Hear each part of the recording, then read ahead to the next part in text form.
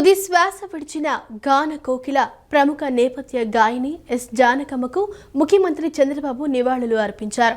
Camp కార్యాలయంలో జానకమ్మ చిత్రపటానికి పూలమాల వేసి భారతీయ సంగీత రంగానికి ఆమె అందించిన విశిష్ట సేవలను స్మరించుకున్నారు. తెలుగు నేలపై జన్మించిన జానకమ్మ 6 దశాబ్దాలకు పైగా తన అపూర్వ గానంతో కోట్లాది సంగీత అభిమానుల హృదయాలను గెలుచుకున్నారని కొనియాడారు. ఆమె పాటలు అందరి హృదయాల్లో నిలిచిపోతాయన్నారు. జానకమ్మ కుటుంబ సభ్యులకు అభిమానులకు తన ప్రగాఢ సానుభూతిని తెలిపారు. ఆమె ఆత్మకు శాంతి చేకూరాలని భగవంతుణ్ణి ప్రార్థించారు. విజయవాడ ఆటోనగర్లోని ఓ మెకానిక్ షెడ్డులో ఈరోజు భారీ అగ్ని ప్రమాదం సంభవించింది. మెకానిక్ షెడ్డులో మరమ్మతుల కోసం బస్సులు నిలిపి ఉంచారు. మధ్యాహ్నం ఒక బస్సు నుంచి ప్రమాదవశాత్తు మంటలు చెలరేగాయి. క్షణాల్లో మంటలు సమీపంలోని మరిన్ని బస్సులకు వ్యాపించడంతో సిబ్బంది అప్రమత్తమై అగ్నిమాపక శాఖ అధికారులకు సమాచారం అందించారు. దట్టమైన పొగలు వ్యాపించడంతో స్థానికులు భయాందోళనకు గురయ్యారు. 5 ఫైర్ ఇంజిన్లతో అగ్నిమాపక సిబ్బంది మంటలను అదుపు చేశారు. గ్యారేజీలో పార్కింగ్ చేసిన 7 బస్సులు దగ్ధమయ్యాయి. ఎలాంటి ప్రాణ నష్టం లేదని అధికారులు తెలిపారు. విజయవాడ ఆటోనగర్లో నేడు భారీ అగ్ని ప్రమాదం చోటు చేసుకుంది. అగ్ని ప్రమాదంలో 7 బస్సులు కాలిపోయాయి. మరమ్మతుల కోసం ఉంచిన బస్సుల్లో మంటలు చెలరేగడంతో ఈ ప్రమాదం చోటు చేసుకుంది. సంఘటనకు సంబంధించిన వివరాలకు వెళితే ఆటోనగర్లోని ఒక మెకానిక్ షెడ్లో మరమ్మతుల కోసం బస్సులను నిలిపి ఉంచారు. నేటి మధ్యాహ్నం మరమ్మతుల కోసం ఉంచిన ఓ బస్సులో మంటలు చెలరేగాయి. ఆ మంటలు కొద్దిసేపటికి మిగిలిన బస్సులకు కూడా వ్యాపించాయి. పెద్ద ఎత్తున మంటలు ఎగిసిపడటం గుర్తించిన స్థానికులు అగ్నిమాపక సిబ్బందికి సమాచారం అందించారు. 5 ఫైర్ ఇంజన్లు సంఘటనా స్థలానికి చేరుకున్నాయి. అగ్నిమాపక సిబ్బంది మంటలను అదుపులోకి తీసుకున్నారు. ఇక ఈ ప్రమాదంలో గ్యారేజీలో నిలిపి ఉంచిన 7 బస్సులు దగ్ధమయ్యాయి. పోలీసులు ఈ సంఘటనపై కేసు నమోదు చేసుకుని దర్యాప్తు చేపట్టారు. ప్రమాదంలో ఎలాంటి ప్రాణనష్టం సంభవించలేదని తెలిపారు. ప్రమాదానికి గల కారణాలను అన్వేషిస్తున్నారు. ఈ మెకానిక్ షెడ్డులో బస్సు ఫ్యాబ్రికేషన్ పనులు, మెయింటెనెన్స్ పనులు చేస్తున్నారని అగ్నిమాపక శాఖ అడిషనల్ డైరెక్టర్ శ్రీనివాసులు తెలిపారు. ప్రసన్న పార్కింగ్ లైన్స్ నుంచి తమకు 12 గంటలకు ఫోన్ వచ్చిందని, ఆటోనగర్ అగ్నిమాపక వాహనంతో పాటు విజయవాడ, కొత్తపేట వాహనాలు కూడా తెప్పించి 5 వాహనాలతో మంటలను అదుపులోకి తీసుకొచ్చినట్లు తెలిపారు. 3 బస్సులు పూర్తిగా, 4 బస్సులు పాక్షికంగా దగ్ధమైనట్లు తెలిపారు. షెడ్డు నిర్వాహకులు సిద్ధు మాట్లాడుతూ బాడీ పెయింటింగ్, టింకరింగ్, ఎలక్ట్రీషియన్ పనులు చేయిస్తుంటామని 2-3 రోజుల్లో అన్నీ డెలివరీ అయ్యేవని, ఒక బస్సులో షార్ట్ సర్క్యూట్ అయి మంటలు అంటుకున్నాయని, మొత్తం ఏసీ బస్సులు కావడంతో మంటలు వ్యాపించాయన్నారు.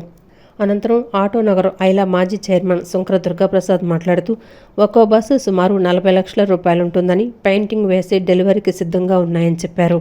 చుట్టుప్రక్కల ఉన్నవారు అందరూ స్పందించడం వల్ల పెద్ద ప్రమాదం తప్పిందన్నారు. పనులు చేపిస్తాం. బాడీ పనులు, painting, tinkering, electrician, body painting వేయించడం, ఆ పనులు చేపిస్తామండి. అన్నీ రెడీగా ఉన్న, డెలివరీకి రెడీగా ఉన్న బళ్ళే వేసుకెళ్ళిపోతారు. 2 రోజులు 1 రోజులో డెలివరీ అయ్యి వేసుకెళ్ళే బళ్ళు ఒకసారిగా షార్ట్ సర్క్యూట్ అయ్యి ఒక బండి తగలబడడం వల్ల ఏసీ బళ్ళు అయ్యన్నీ, ఏసీ గ్యాస్ ఎక్కువ ఉంటుంది. ఆ గ్యాస్ తగలబడటం మొత్తం ఫైర్ అయిపోయినాయి. ఉన్నాయన్నీ ఏసీ బళ్ళే, నాన్ ఏసీ బళ్ళు అయితే కాదు, మొత్తం ఏసీ బళ్ళే. ఆ ఏసీలో గ్యాస్ ఉంటుంది. ఆ గ్యాస్ ఫైర్ అవ్వడం మొత్తం ఉన్న బళ్ళన్నీ మొత్తానికి అంటుకుని ఇంకా 4 బళ్ళు ఏమో బయటికి లాగేసి. ఎవరు లేరండి. మేము సీసీ కెమెరాలో చూసి అప్పుడే ఫైర్ అవుతుందని చెప్పి ఎప్పటికప్పుడు చూసుకుంటూ ఉంటాం. షెడ్ కట్టేసినా కావాలని ఎవరైనా వస్తారేమో లోపలికి ఏంటి, లేదా బళ్ళు పెట్టించడానికి ఏంటి అని చెప్పి మేమందరం యాక్చువల్లీ మారంపొడి గుడికి వెళ్ళాం.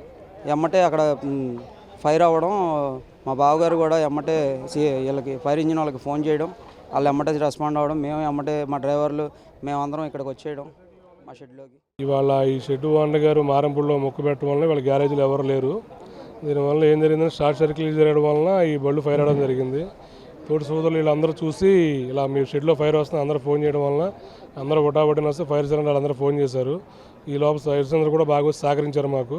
దానివల్ల ఎంపటినే నార్మల్ చేయడం జరిగింది. అది కంట్రోల్లోకి వచ్చింది. 6 బస్సులు పూర్తిగా దగ్ధమైనాయి. 2 బస్సులకి మామూలు నార్మల్ డ్యామేజ్ అయింది. ప్రాణ నష్టమే జరగలేని అతి నష్టమే జరిగింది. ఇది అన్ని ప్రైవేట్ ట్రావెల్స్ బస్సులు, టూరిస్ట్ బస్సులను, సర్వీస్ బస్సులు. విజయవాడ ఉన్నాయి, చుట్టుపక్కల ఊళ్ళో ఉన్నాయి, అన్ని ఊళ్ళో ఉంటాయి. అన్నీ ఒక ఊరేనే కదా, అన్నీ వస్తాయి ఇక్కడికి. అన్నీ రెడీ అయిపోయిన బళ్ళేనండి. పెయింట్లు వేయించుకుని, ఎలక్ట్రీషియన్ పని, సీట్ క్లాత్లు అన్ని సీట్లు అన్నీ మొత్తం చేయించుకుంటారు. సంవత్సరం ఒకసారి మొత్తం రీమోడలింగ్ చేసుకుంటారు వాళ్ళకి. ఇప్పుడు అతనేమో అనుకోకుండా గుడికి వెళ్ళటం వల్ల ఇక్కడ షెడ్లో జనరల్గా 1-2 పని చేస్తారు. ఇప్పుడు షార్ట్ సర్క్యూట్ అయింది. లోపల ఏసీ బళ్ళు మనం ఎంత వాటర్ కొట్టినా ఆగం, తగలబడిన తర్వాత ఆగుతాయి పూర్తిగా. అట్లాగే ఏసీ బళ్ళు ఉండటం వల్ల ఈ ఫైర్ ఆగడం జరిగింది. మరి షార్ట్ సర్క్యూట్ జరిగింది కాబట్టి దాన్ని ఏదో మనం చూసి మేమందరం వచ్చి కప్పుకొని ఇప్పుడు అందరూ మెకానిక్ కుర్రాడు, పెయింటర్ దొరకారు, ఇట్లా మా రాంబాబు, ఈ ప్లాట్ఫామ్ వీళ్ళందరూ కూడా ఎమ్మటే స్పందించే వాళ్ళు కాళ్ళు జనాభాను మోసేసి రావడం వల్ల ఆటోనగర్లో ఈ పెద్ద పని ప్రమాదం. ఎందుకంటే దీని వెనకాల పెద్ద షెడ్ ఉంది, ఈ పక్కన పెద్ద షెడ్ ఉంది. ఇవన్నీ బళ్ళు అంటుకుంటే మనం అయ్యేది కాదు. యువతకు 25 లక్షల ఉద్యోగాలు కల్పించడమే లక్ష్యంగా కూటమి ప్రభుత్వం కృషి చేస్తోందని ఎమ్మెల్యే గద్దె రామ్మోహన్ అన్నారు. ముఖ్యమంత్రి చంద్రబాబు, ఉప ముఖ్యమంత్రి పవన్ కళ్యాణ్, హెచ్ఆర్డీ మంత్రి నారా లోకేష్, ప్రధాని నరేంద్ర మోదీ సహకారంతో రాష్ట్రానికి పరిశ్రమలు తీసుకొచ్చి యువతకు ఉద్యోగ అవకాశాలు కల్పించాలనే ఆశయంతో నిరంతరం శ్రమిస్తున్నారని చెప్పారు. ఏపీ నైపుణ్య అభివృద్ధి సంస్థ వివిధ సంస్థలతో కలిసి నిరుద్యోగ యువతకు ఉద్యోగాలు కల్పించేందుకు జాబ్ మేళాలను నిర్వహిస్తోందన్నారు. యువత ఈ అవకాశాలను సద్వినియోగం చేసుకోవాలని కోరారు. బిజినెస్ నెట్వర్క్ ఇంటర్నేషనల్ BNI జిల్లా నైపుణ్యాభివృద్ధి సంస్థ ఆధ్వర్యంలో విజయవాడ మొగల్రాజ్పురంలోని పిబి సిద్ధార్థ కళాశాలలో మెగా జాబ్ మేళాను నిర్వహించారు. ఈ కార్యక్రమానికి తూర్పు నియోజకవర్గ ఎమ్మెల్యే గద్దె రామ్మోహన్ ముఖ్య అతిథిగా విచ్చేశారు. టీడీపీ యువనేత గద్దె క్రాంతి కుమార్, టీడీపీ నేత మాదిగాని గురునాథం, మాజీ కార్పొరేటర్ చెన్నపాటి ఉషారాణి, ఎన్టీఆర్ జిల్లా నైపుణ్యాభివృద్ధి అధికారి S Srinivasarao, BNI Vijayawada executive డైరెక్టర్లు జయదేశాయ్, విశాల్ దేశాయ్, జాబ్ మేళా చైర్మన్ మేఘన, కార్యదర్శి భరత్, ఐటీ నిపుణులు రాము, కళాశాల ప్రిన్సిపల్ మేకా రమేష్ తదితరులతో కలిసి ఎమ్మెల్యే గద్దె రామ్మోహన్ జ్యోతి ప్రజ్వలన చేసి కార్యక్రమాన్ని ప్రారంభించారు.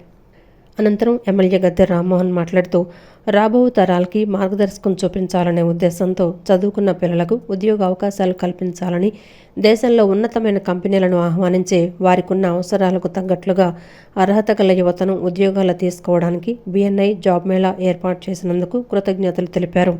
యువతకు ఉపాధి కల్పించాలనే లక్ష్యంతో ప్రభుత్వం ముందుకు వెళుతోందన్నారు.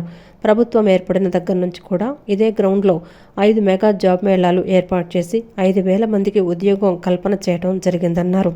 BNI కొత్త విధానంలో ఆర్టిఫిషియల్ ఇంటెలిజెన్స్ ఉపయోగించి ఈ కార్యక్రమాన్ని ఏర్పాటు చేసిందని చెప్పారు.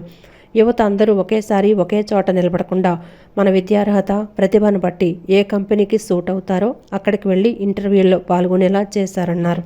25 లక్షల మందికి జాబ్ కల్పించడమే ధ్యేయంగా ప్రధానమైన అంశంగా ప్రధానమైన మేనిఫెస్టోలో పెట్టిన అంశంగా ముందుకు వెళ్తూ ఉన్నారు. అందుకే అనేక మంది కంపెనీలని ఇన్వైట్ చేస్తూ ఉన్నారు. రాష్ట్రానికి చాలా కంపెనీలు వస్తూ ఉన్నాయి, ఇంకా దారిలో ఉన్నాయి. దాని ద్వారా కొన్ని లక్షల మందికి ఉద్యోగాలు వచ్చే అవకాశం ఉంది. ఇప్పటికే టార్గెట్ని మించి ఉద్యోగాలు కల్పన చేయడం కూడా జరిగింది. ఇంకా రానున్న 3 సంవత్సరాల్లో కూడా మరిన్ని ఉద్యోగాలు కల్పించి యువత అంటే ప్రతి ఇంట్లో ఒక ఎంటర్‌ప్రెన్యూర్ రావాలా, ఒక ఉద్యోగస్తుడైనా ఉండాలా, ప్రతి కుటుంబానికి ఒక ఎంటర్‌ప్రెన్యూర్ కానీ ఒక ఉద్యోగస్తుడు కానీ ఉండాలి. అదే ఈ ప్రభుత్వం యొక్క కూటమి ప్రభుత్వం యొక్క ఉద్దేశం. ఆ ఉద్దేశాన్ని నెరవేర్చడానికి మరి BNI లాంటి సంస్థలు కూడా ముందుకొచ్చి వాళ్ళు కూడా సహకరిస్తున్నందుకు ప్రభుత్వం తరఫున వాళ్ళకి మనస్ఫూర్తిగా కృతజ్ఞత తెలియజేస్తున్నాం.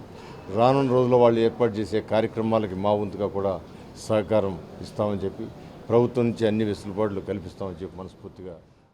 అనంతరం యువనేత గద్దె క్రాంతి కుమార్ మాట్లాడుతూ జాబ్ మేళాలో అనేక కంపెనీలు వచ్చాయని, యువత వచ్చిన అవకాశాలను సద్వినియోగం చేసుకోవాలని కోరారు.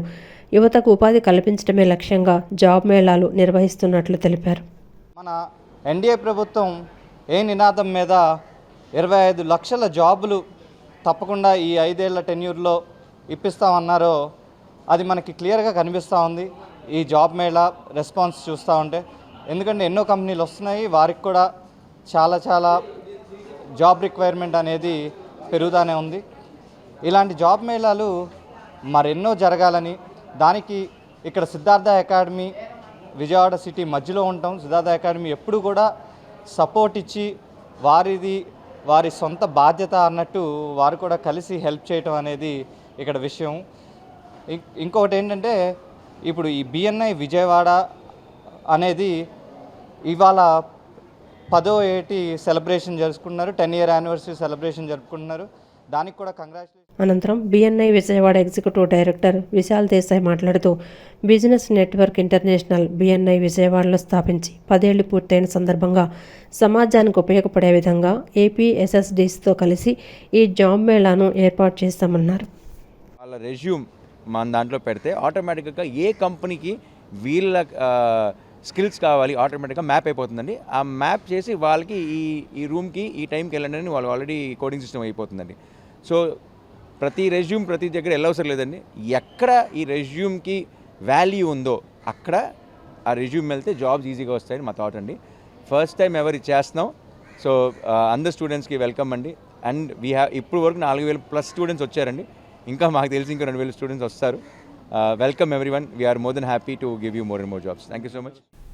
ఇంద్రకీలాద్రిపై శ్రీ దుర్గామల్లేశ్వర స్వామివార్ల దేవస్థానం ఆషాఢ మహోత్సవాలకు సిద్ధమవుతుంది.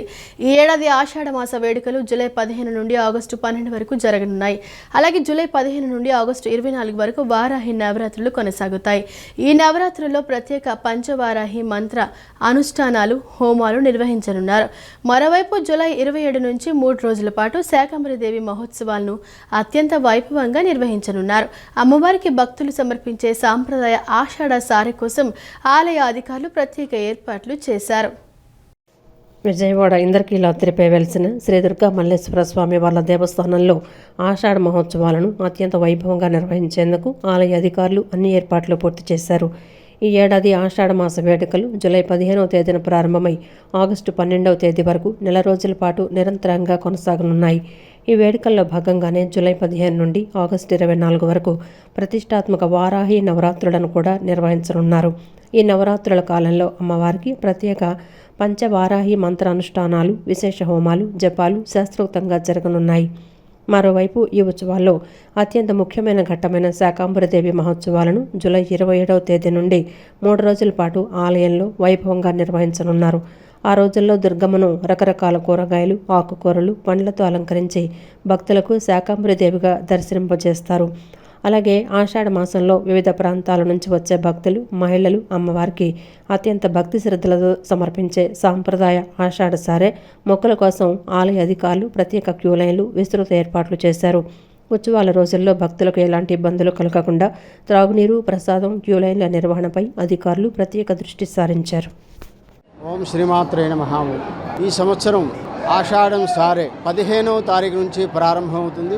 ఒక మాసం అంటే 30 రోజుల పాటు జరిగేటువంటి ఈ మాసోత్సవంలో అమ్మవారికి ప్రత్యేకంగా భక్తులందరూ కూడా సారి సమర్పణ జరుగుతుంది.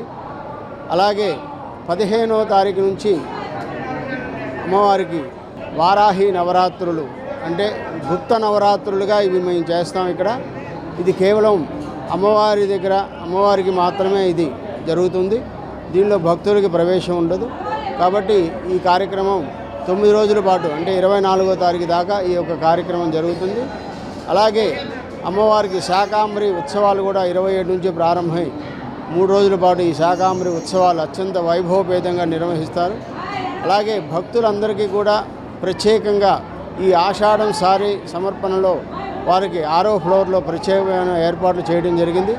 అమ్మవారి శుభ ఆశీస్సులతోటి ఈ యొక్క ఆషాఢం సారే, ఎందుకంటే మనం ప్రతి సంవత్సరం కూడా అమ్మవారికి ఒక ఆచారం సాంప్రదాయంగా ఈ ఆషాఢం సారి సమర్పణ చేయడం జరుగుతుంది. ఈ యొక్క ఆషాఢం సమర్పణలో లక్షలాది మంది భక్తులు పాల్గొంటారు. అమ్మవారి శుభ ఆశీస్సులతోటి వాళ్ళకి అన్నీ బాగుండాలని అమ్మవారి యొక్క శుభ ఆశీస్సులతోటి అందరికీ కూడా శుభయోగం కలుగుతుంది. కాబట్టి అందరికీ కూడా అమ్మవారి శుభ ఆశీస్సులు. జై దుర్గా. అగ్రిగోల్డ్ బాధితుల సమస్య పరిష్కారం కోసం ప్రభుత్వం ప్రత్యేక కోర్టు ఏర్పాటు చేస్తూ జీవో జారీ చేయడం పట్ల AgriGold customers and agents welfare association అధ్యక్షులు ముప్పాళ్ళ నాగేశ్వరరావు హర్షం వ్యక్తం చేశారు. దేశంలోనే ఒకే అంశంపై ప్రత్యేక కోర్టును ఏర్పాటు చేయడం ఇదే మొదటిసారని పేర్కొన్నారు. కేబినెట్ సబ్ కమిటీ, సిఐడి అధికారులు వేగంగా స్పందించి బాధితులకు ఉపశమనం కలిగించాలని విజ్ఞప్తి చేశారు. విజయవాడ హనుమాన్పేటలోని దాసరి భవన్లో AgriGold customers and agents welfare association ఆధ్వర్యంలో ఏర్పాటు చేసిన విలేకరుల సమావేశంలో అసోసియేషన్ అధ్యక్షులు ముప్పాళ్ళ నాగేశ్వరరావు మాట్లాడారు. అగ్రిగోల్డ్ బాధితుల సమస్య పరిష్కారం కోసం ప్రభుత్వం ప్రత్యేక కోర్టు ఏర్పాటు చేస్తూ జీవో జారీ చేయడంపై ఆయన హర్షం వ్యక్తం చేశారు. దేశంలోనే ఒకే అంశంపై ప్రత్యేక కోర్టును ఏర్పాటు చేయడం ఇదే మొదటిసారని పేర్కొన్న ఆయన ఆగస్టు 15 లోపు ఈ కోర్టు పూర్తి స్థాయిలో కార్యకలాపాలు ప్రారంభిస్తుందని ఆశాభావం వ్యక్తం చేశారు. ఈ ప్రక్రియలో భాగంగా అభయ గోల్డ్, అక్షయ గోల్డ్ వంటి ఇతర సంస్థల బాధితులకు కూడా న్యాయం చేయాలని ఆయన ప్రభుత్వాన్ని కోరారు. గత ప్రభుత్వాల హయాంలో బాధితులకు జరిగిన అన్యాయాన్ని ప్రస్తుత ప్రభుత్వం చూపుతున్న సానుకూల దృక్పథాన్ని ఆయన గుర్తు చేశారు. ఈ సందర్భంగా అగ్రిగోల్డ్ యాజమాన్యంపై తీవ్రస్థాయిలో ఆగ్రహం వ్యక్తం చేసిన నాగేశ్వరరావు సంస్థ అధినేతలకు కనీస మానవత్వం ఉంటే బాధితుల కోసం ఇప్పటికైనా ముందుకు రావాలని సూచించారు.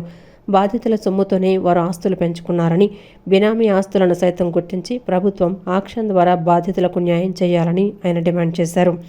ఐలాండ్ వంటి రిసార్ట్ల నుండి వస్తున్న ఆదాయం ఎవరికి చేరుతోందని ప్రశ్నించిన ఆయన కేబినెట్ సబ్ కమిటీ, సిఐటి అధికారులు వేగంగా స్పందించి బాధితులకు ఉపశమనం కలిగించాలని విజ్ఞప్తి చేశారు. 10 మంది 10,000 20,000 ఉన్న వాళ్ళు రోజు తిరగడం ఎందుకు? మీ 10 మంది ఒకరి పేరు తెచ్చుకోమంటే అలా మరి క్రెడిట్ రిసీట్ ఏదో దాని పేరు పూర్తిగా నాకు తెలియదు. ఆ క్రెడిట్ రిసీట్ పేరుతో సిఆర్ స్లిప్పుల పేరుతో చెక్కులు ఇచ్చారు. కొంతమంది చెక్కులు ఇవ్వాల, అవి వాళ్ళ దగ్గరే ఉన్నాయి. ఇలాంటి వాళ్ళు ఉంటారు. అలాగే కస్టమర్లకు డబ్బులు ఇచ్చి బాండ్ వాళ్ళ దగ్గర పెట్టుకునే వాళ్ళు కొంతమంది ఉంటారు. వీటన్నింటినీ ప్రభుత్వానికి చెడ్డ పేరు రాకుండా బాధితులకి పూర్తి న్యాయం ఎలా చేయాలో మనసు పెట్టి ఒక మానవతా దృక్పథంతో ఈ గ్రూప్ ఆఫ్ మినిస్టర్స్ కానీ ఇతర అధికారులు కానీ ఆలోచించాలి. ఆ విధంగా చేయడం ద్వారా దీన్ని త్వరితగతిన పరిష్కారం చేయాలని కోరుతున్నాము. ఇవాళ చాలా చోట్ల వాళ్ళ ఆస్తులు ఉన్నాయి. హాయ్లాండ్, ఈ ఆస్తుల మీద వస్తున్న ఆదాయం ఎవరికి పోతుంది? ముప్పాల నాగేశ్వరరావు గారు ఒక పార్టీకి, సిపిఐ పార్టీ జాతీయ నాయకులు అయినప్పటికీ కూడా ఈ యొక్క ఉద్యమాన్ని, మాకు గౌరవాధ్యక్షులు ఉన్నప్పటికీ కూడా ఈ ఉద్యమాన్ని ఎక్కడ కూడా ఒక పార్టీ పరంగా నడిపినటువంటిది లేదు. ఇది ఖచ్చితంగా బాధితులు న్యాయం చేయాలని తీసుకుపోయిన దాంతో ఆయన తపన చెందుతూ ఉన్నారు. సో కాబట్టి ఇలా ఒక ఆలోచనతో ఉన్నటువంటి వ్యక్తులుగా మేము ఉన్నాం. మీరు ఒక ట్రాన్స్పరెన్సీగా తీసుకుపోవాలంటే మీరు ఒక ఆలోచనలు ఉన్నారు కాబట్టి ఖచ్చితంగా మా యొక్క ఆలోచనలు కూడా ముందుగా తీసుకొని భేటీ అయ్యి ఈ రాష్ట్ర ప్రజలకు ఒక స్పష్టమైనటువంటి ప్రకటన చేస్తే మంచిగా ఉంటుందనేటువంటి విషయాన్ని ఈ సందర్భంగా తెలియజేస్తూ ఉన్నాం.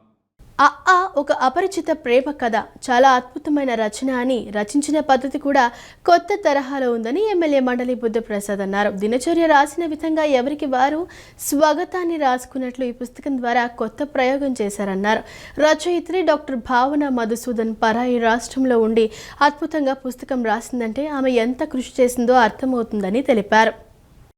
రచయిత్రి డాక్టర్ భావన మధుసూదన్ తొలి తెలుగు నవల ఒక అపరిచిత ప్రేమ కథ పుస్తకావిష్కరణ కార్యక్రమం నగరంలోని వెస్టర్న్ జూనియర్ కాలేజీ ఆడిటోరియంలో జరిగింది. ఈ కార్యక్రమానికి ఎమ్మెల్యేలు గద్దె రామ్మోహన్, మండలి బుద్ధప్రసాద్ ముఖ్య అతిథులుగా విచ్చేశారు. ఎమ్మెల్యే మండలి బుద్ధప్రసాద్ పుస్తకాన్ని ఆవిష్కరించారు.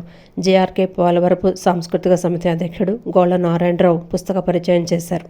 ఈ సందర్భంగా వారు మాట్లాడుతూ డాక్టర్ భావన మత్తు డాక్టర్ అని, ఈ పుస్తకం ద్వారా మనలను కూడా మత్తులో ముంచారన్నారు.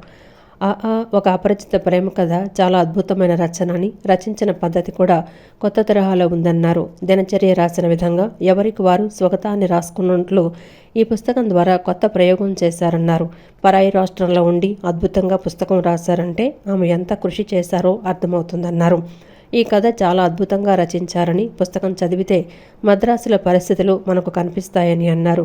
సమకాలీన సమాజం ప్రేమ భావన ఎలా అంకురిస్తుంది, ప్రేమ అంటే ఎలా ఉండాలి, ఎంత పవిత్రంగా అన్యోన్యంగా ఉండాలి అనేది ఈ పుస్తకం ద్వారా తెలుసుకోవడానికి ఆస్కారం ఉంటుందన్నారు. చిన్న వయసులో అద్భుతమైన ఆలోచనలతో భావన ఈ పుస్తకాన్ని రచించినందుకు హృదయపూర్వకంగా అభినందిస్తున్నానని అన్నారు. మన పిల్లలను కూడా మన తెలుగులో చదివించాలన్న ఆలోచన కలగాలి, మిగతా వారికి కలిగించాలన్నారు. కనీసం ఇంట్లో తెలుగులో మాట్లాడుకుంటే చాలన్నారు. నిజంగా ఒక స్ఫూర్తి ప్రదాత అని చెప్పి మనం చెప్పవచ్చు.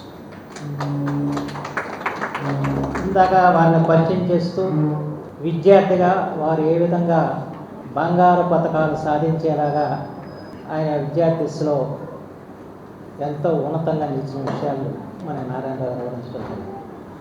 వారు ఈరోజు మత్తు డాక్టర్. ఈ పుస్తకం ద్వారా మన కూడా మత్తులో ముంచారు. సరే, ఆ మత్తు మేము పుస్తకాలు ఇంటితోనే మత్తు మాది.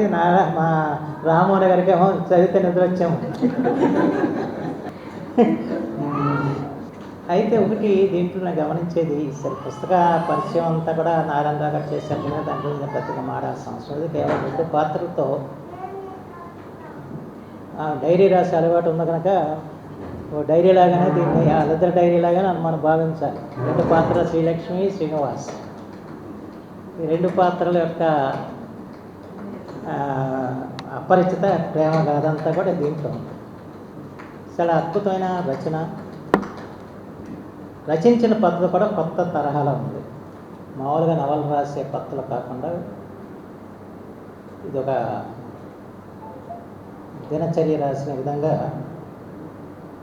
ఎవరికి వారి స్వగతాన్ని రాసుకున్నట్టుగా చాలా కొత్త ప్రయోగం ఈ పుస్తకం ద్వారా డాక్టర్ భావన గారు చేశారని చెప్పి నేను భావిస్తున్నాను. కుటుంబాలని కాపాడుకోవాల్సిన ఆవశ్యకత ఉంది. దాంట్లో ఒక ఇంట్లో వెళ్ళగానే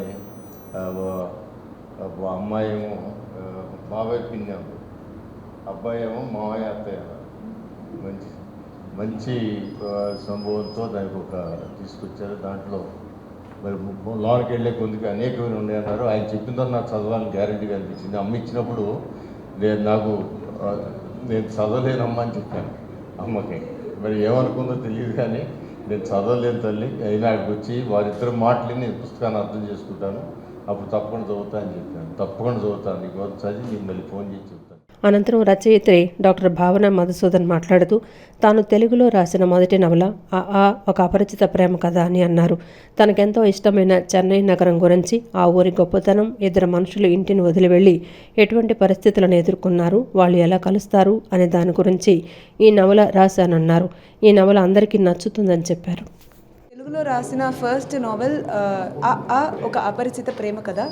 సో ఈ నావెల్ వచ్చి నేను నాకు చాలా ఇష్టమైన చెన్నై గురించి, ఆ ఊరి గొప్పతనం అండ్ ఆ ఊర్లో ఒక ఇద్దరు మనుషులు వెళ్ళి ఫస్ట్ టైం వాళ్ళ ఇళ్ళని వదిలి వెళ్ళి వాళ్ళు ఎటువంటి ఎక్స్పీరియన్స్ ఫేస్ చేశారు అవన్నిటి గురించి, ప్లస్ వాళ్ళు ఎలాగ కలుస్తారు అనే దాని గురించి రాశాను.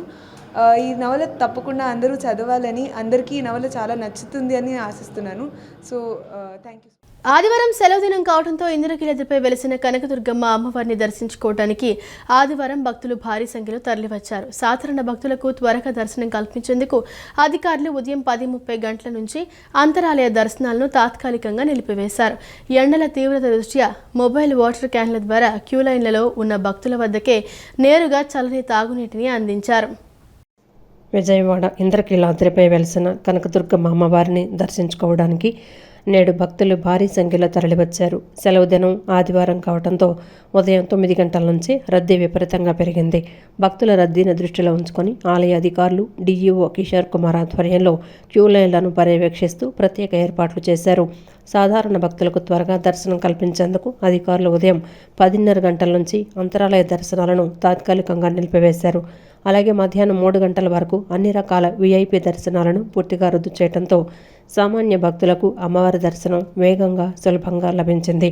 ఎండల తీవ్రత దృష్ట్యా మొబైల్ వాటర్ క్యాన్ల ద్వారా క్యూ లైన్లలో ఉన్న భక్తుల వద్దకే నేరుగా చల్లని తాగునీటిని అందించారు. దీంతోపాటు ఆలయ పరిసరాల్లో ఉచిత ప్రసాదం, అన్నదానం విరివిగా పంపిణీ చేశారు. మధ్యాహ్నం 3 గంటల తర్వాత భక్తుల రద్దీ క్రమంగా తగ్గింది. ధర్మకర్తల మండలి సభ్యులు స్వయంగా క్యూ లైన్లలో పర్యటించి భక్తుల సౌకర్యాలను పర్యవేక్షించారు. ఆలయ కార్యనిర్వహణాధికారి వికేసీ నానాయక్ వాకీటాకీ ద్వారా అధికారులకు ఎప్పటికప్పుడు తగిన ఆదేశాలిస్తూ క్యూ లైన్లను క్రమబద్ధీకరించారు. పాలక మండలి అధికారుల సమన్వయంతో ఇంతటి భారీ రద్దీలోనూ భక్తులకు ఎలాంటి ఇబ్బంది కలగకుండా అమ్మవారి దర్శనం ప్రశాంతంగా జరిగింది. ఆలయ యంత్రాంగం చేసిన ఏర్పాట్లపై భక్తులు పూర్తి సంతృప్తి వ్యక్తం చేశారు. వియత్నాం పడవ ప్రమాద బాధితులకు అందుతున్న సహాయంపై సీఎం చంద్రబాబు సమీక్షించారు.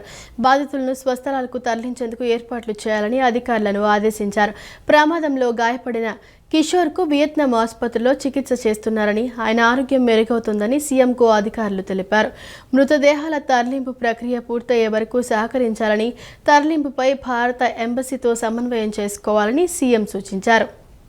వియత్నాం పడవ ప్రమాదం బాధితులకు అందుతున్న సహాయక చర్యలపై ముఖ్యమంత్రి చంద్రబాబు నాయుడు అధికారులతో సమీక్ష నిర్వహించారు. బాధితులను సురక్షితంగా స్వదేశానికి తీసుకురావడంతో పాటు మృతుల భౌతిక కాయాలను త్వరితగతిన స్వస్థలాలకు తరలించేలా అన్ని ఏర్పాట్లు చేయాలని అధికారులను ఆదేశించారు. ప్రమాదంలో గాయపడిన గిల్లా కిషోర్ ప్రస్తుతం వియత్నాం ప్రభుత్వ ఆసుపత్రిలో చికిత్స పొందుతున్నారని అధికారులు సీఎంకు వివరించారు. ఆయన ఆరోగ్యం క్రమంగా మెరుగుపడుతోందని తెలిపారు. ప్రమాదంలో మరణించిన వారి భౌతిక కాయాలను స్వదేశానికి తరలించేందుకు వియత్నాంలోని భారత రాయబార కార్యాలయం ప్రత్యేక ఏజెన్సీని నియమించినట్లు అధికారులు వెల్లడించారు. మృతదేహాల అప్పగింత, తరలింపు ప్రక్రియ ఇప్పటికే ప్రారంభమైనట్లు సీఎంకు తెలియజేశారు. అదే సమయంలో ప్రమాదం నుంచి సురక్షితంగా బయటపడిన పర్యాటకులను ఈరోజే విమానాల ద్వారా వారి స్వస్థలాలకు తరలించేలా ఏర్పాట్లు చేసినట్లు అధికారులు తెలిపారు. వీరికి అవసరమైన విమాన టికెట్లను సంబంధిత మొబైల్ సర్వీస్ ప్రొవైడర్ సంస్థ ఏర్పాటు చేసినట్లు వెల్లడించారు. బాధితులంతా సురక్షితంగా స్వదేశానికి చేరుకునే వరకు, అలాగే మృతుల భౌతికాయాల తరలింపు ప్రక్రియ పూర్తయ్యే వరకు అవసరమైన అన్ని సహాయక సహకారాలు అందించాలని సీఎం చంద్రబాబు ఏపీ భవన్ అధికారులను ఆదేశించారు. ఈ మొత్తం ప్రక్రియలో వియత్నాంలోని భారత రాయబార కార్యాలయంతో నిరంతరం సమన్వయం చేసుకుంటూ వేగంగా చర్యలు తీసుకోవాలని సీఎం చంద్రబాబు అధికారులకు స్పష్టమైన సూచనలు జారీ చేశారు. హిందూ ధర్మం, దేవాలయాలపై రావణ్ అనే వ్యక్తి చేసిన వ్యాఖ్యల వెనుక వైసీపీ స్క్రిప్ట్ ఉందని బీజేపీ ఎస్సీ మోర్చా రాష్ట్ర అధ్యక్షుడు పనతల సురేష్ ఆరోపించారు. దేశద్రోహపూరిత వ్యాఖ్యలు చేసిన జడా శ్రావణ్, ప్రకాష్ రాజ్లపై ఉపా చట్టం కింద కేసులు నమోదు చేయాలని డిమాండ్ చేశారు. దళితులపై ఎలాంటి అన్యాయం జరిగినా ఎస్సీ మోర్చా అండగా ఉంటుందని ఆయన స్పష్టం చేశారు. ఆంధ్రప్రదేశ్లో ఎన్డీఏ ప్రభుత్వం దళిత సంక్షేమానికి, అభ్యున్నతికి పెద్దపీట వేస్తోందని బీజేపీ ఎస్సీ మోర్చా రాష్ట్ర అధ్యక్షుడు పనతల సురేష్ అన్నారు. విజయవాడలో నేడు జరిగిన మీడియా సమావేశంలో ఆయన మాట్లాడుతూ, ప్రధాని మోదీ సబ్కా సాథ్ సబ్కా వికాస్ స్ఫూర్తితో సమాజంలో చివరి వ్యక్తికి ఫలాలు అందేలా ప్రభుత్వం పనిచేస్తోందన్నారు.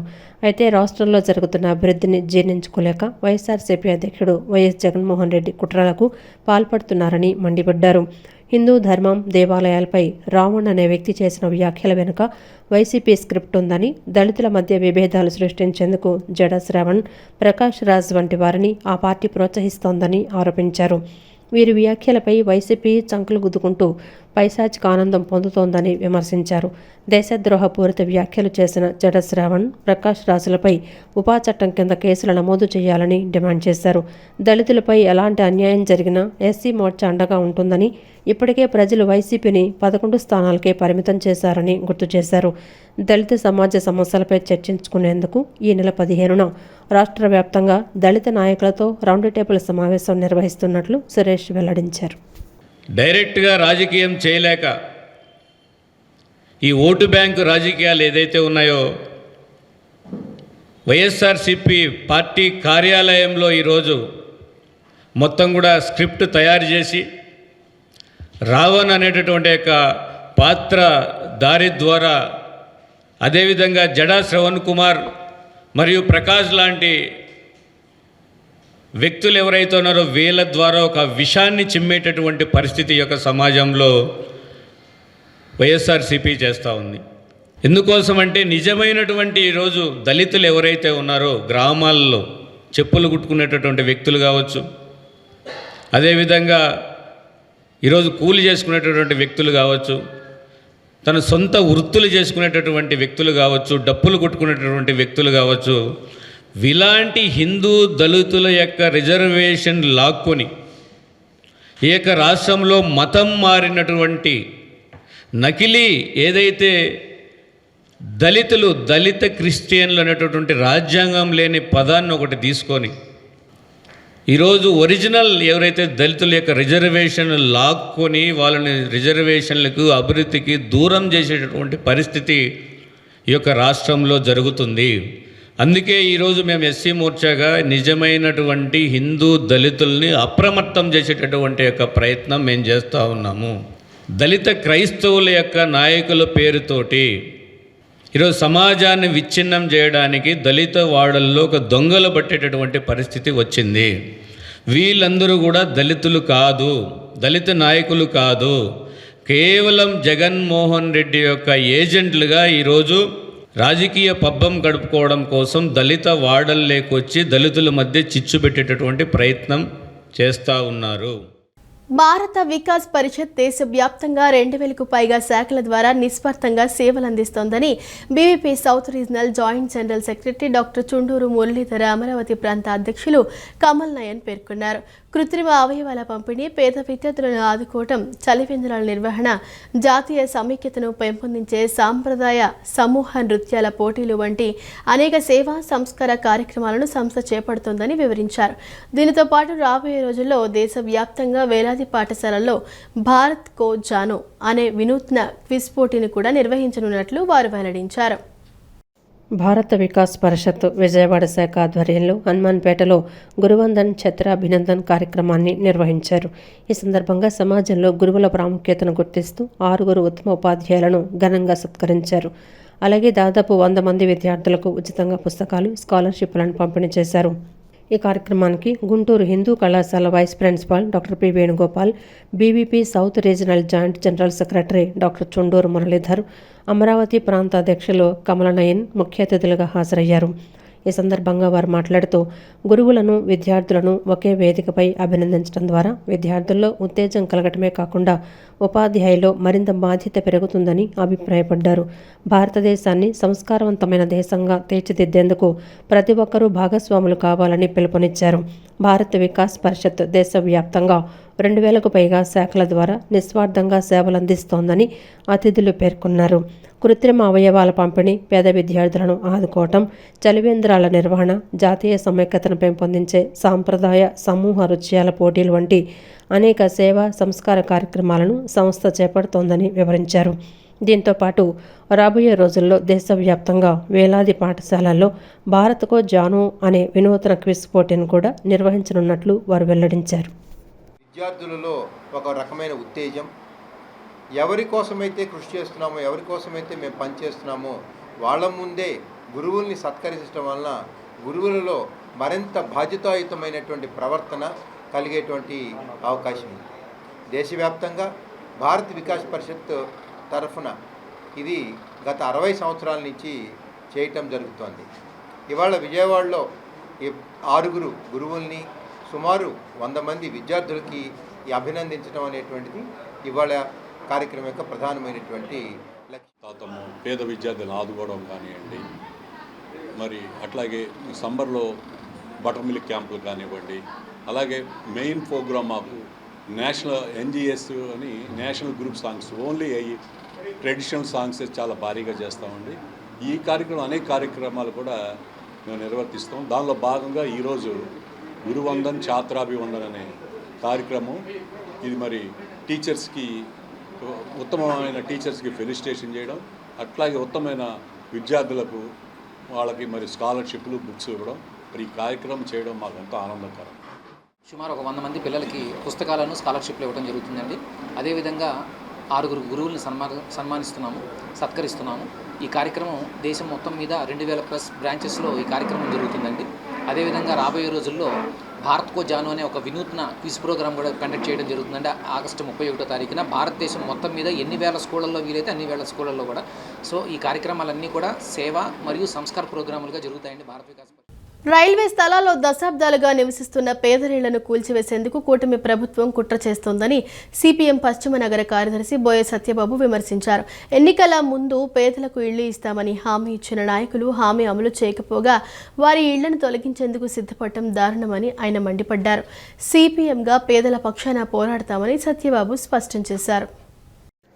మోటూరి భవన్లో ఏర్పాటు చేసిన విలేకరుల సమావేశంలో సిపిఎం పశ్చిమ నగర కార్యదర్శి బోయ సత్యబాబు మాట్లాడుతూ పాత రాజరాజేశ్వరిపేటలోని రైల్వే స్థలాలలో 5 దశాబ్దాలకు పైగా నివసిస్తున్న పేదల ఇళ్లను తొలగించేందుకు రైల్వే అధికారుల నోటీసులు జారీ చేస్తున్నారని తెలిపారు. ఆగస్టు 5న ఇళ్లను తొలగిస్తామని ఫైనల్ నోటీసులు జారీ చేయడం పట్ల ఆయన ఆగ్రహం వ్యక్తం చేశారు. ఎంపీ కేశినేని శివనాథ్ ఏడాది క్రితం వీరందరికీ ఇళ్ల పట్టాలిస్తామని హామీ ఇచ్చారని, హామీ నెరవేర్చకపోగా డబుల్ ఇంజిన్ సర్కారు ఇళ్లను కూల్చివేసేందుకు కుట్ర చేస్తోందని మండిపడ్డారు. ఎన్నికల ముందు పేదలకు ఇళ్లిస్తామన్న నాయకులు 2 ఏళ్లు గడిచేసరికి ఇచ్చిన హామీని విస్మరించి వారి ఇళ్లను కూల్చివేయటం దారుణమని మండిపడ్డారు.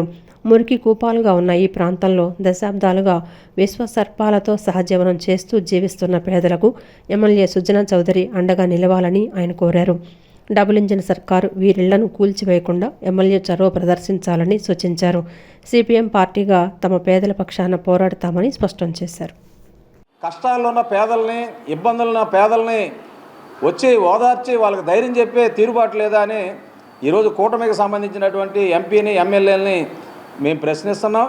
ఎప్పటికైనా ఈ ప్రభుత్వం, ఎమ్మెల్యేలు కానీ, ఎంపీలు కానీ స్పందించి ఈ ఇళ్ళని కాపాడే విధంగా చర్యలు తీసుకోకపోతే రాబోయే రోజుల్లో ఆ ప్రజలు చేస్తున్నటువంటి ఆందోళనకి సంపూర్ణమైనటువంటి పూర్తి సహాయ సహకారాలు, మద్దతు సిపిఎంగా అందిస్తామని, వాళ్ళు చేసే పోరాటాల్లో మేము కూడా భాగం అవుతామని ఈ సందర్భంగా తెలియజేస్తూ ఈ రోజు నుండి ఆయా ప్రాంతాల్లో సిపిఎం పక్షంగా ప్రజలకి మద్దతు తెలియజేస్తూ కరపత్రాల పంపిణీ కార్యక్రమం కూడా చేపట్టాం. కాబట్టి విజయవాడ నగరంలో ఉన్నటువంటి అన్ని రాజకీయ పక్షాలు, ప్రజలు ఈ ప్రభుత్వం ఇల్లు కూలుస్తున్న వైనాన్ని తీవ్రంగా ఖండించాలని మరొకసారి విజ్ఞప్తి చేస్తున్నాం. ఈ వార్త ఇంతటితో సమాప్తం. మరో బులెటిన్తో మళ్ళీ కలుద్దాం. అంతవరకు సెలవు. నమస్కారం.